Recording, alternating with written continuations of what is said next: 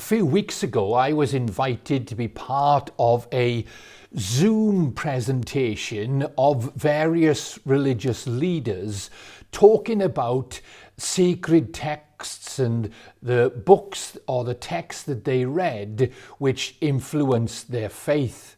I was there to talk about the Bible and why the Bible was special to me.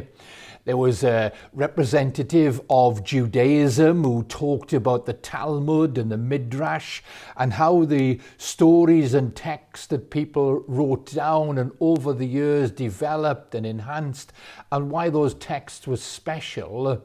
The representative talking about Islam was talking about the Quran and why that was special to his particular faith.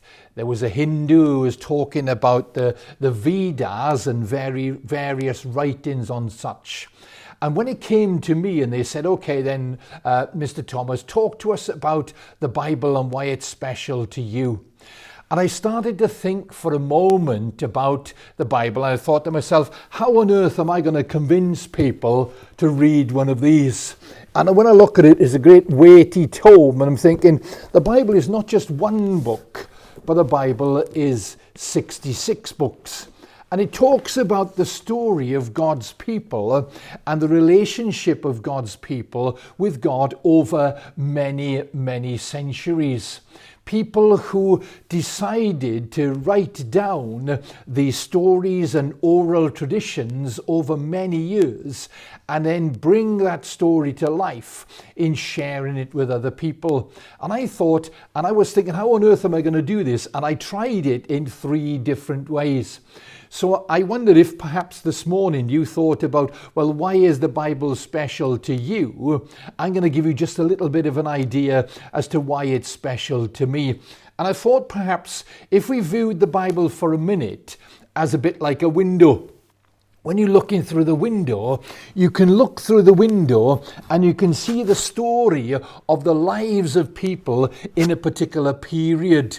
Now, if you look out of any window in your house or you look in a house, you can't see much of what is going on over on this side or what is going over on this side. You look at it in a particular way, at a particular direction. It's kind of like a snapshot. You go in that window and you take a snapshot. And throughout the Bible, you see in its characters, you can take a little snapshot at its stories. So you can think about characters like Joseph and how he went from being a slave to being the governor in Egypt. You can talk about Moses, how he was called at a burning bush, and eventually through his relationship with God, the people found freedom in the book of Exodus. You can talk about David, the shepherd boy who became the king. You can talk about various prophets and people who make up the story. So just simply by looking in the window, you get a snapshot of what's going on. But there are occasions when the Bible is a bit like a picture. And on occasions, if you think about a picture, when you look at the picture, you might look at the picture and then each time you look at that picture, you may see something different. So if you look at the picture here, you may see the different coloured houses. You may see the hills above or the water beneath. You may even get a snapshot that in this particular picture, there are various lines of biblical text. And each time you look at the picture, you may see something different. The Bible is a collection of writings and stories and text of law and poetry and history. And each time you look at it, you may see something different. So you go there today and you see one thing, and you go there tomorrow and you might see something else. And there's a development in the story as you gain a deeper understanding and a relationship with God. And yet there are other occasions when the Bible can be a bit like a mirror. And it can be a bit like a mirror, and you look in the mirror and you see a reflection of your own experience. You see something of yourself within the text of the Bible's pages. So the experiences and emotions, the ups and downs, the trials and tribulations. Within the book of Psalms, there are 150 Psalms in the Old Testament section of the Bible, and there they describe people's emotions. They describe how the writers want to talk to God, and they talk to God on different occasions, and they pour their hearts out before him. One of the writers says, "The Lord is my light and my salvation. Whom shall I fear? The Lord is the strength of my life. Of whom shall I be afraid?"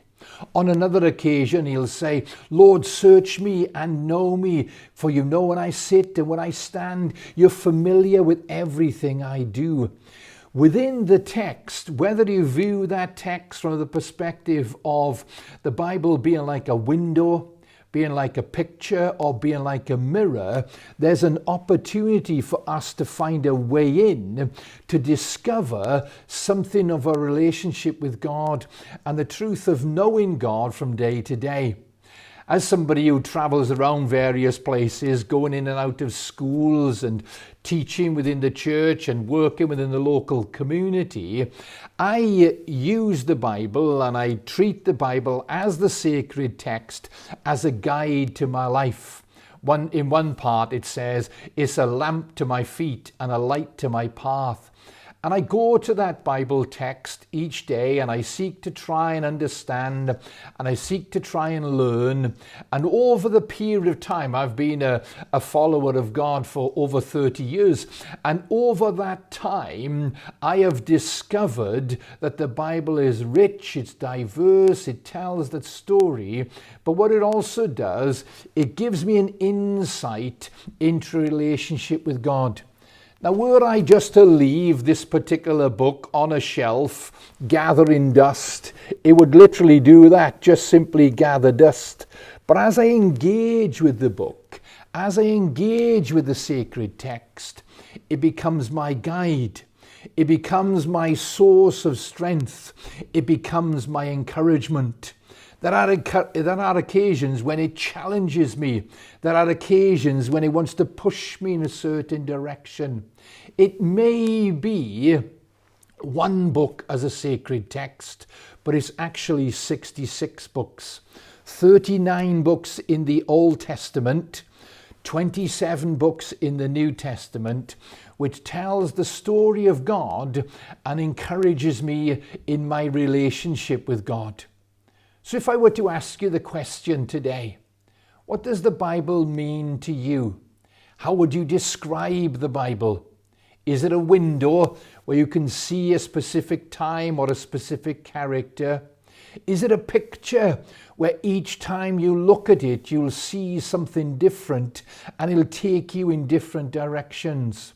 Or is it a mirror that reflects your experience and knowledge of God? The Bible, my special book.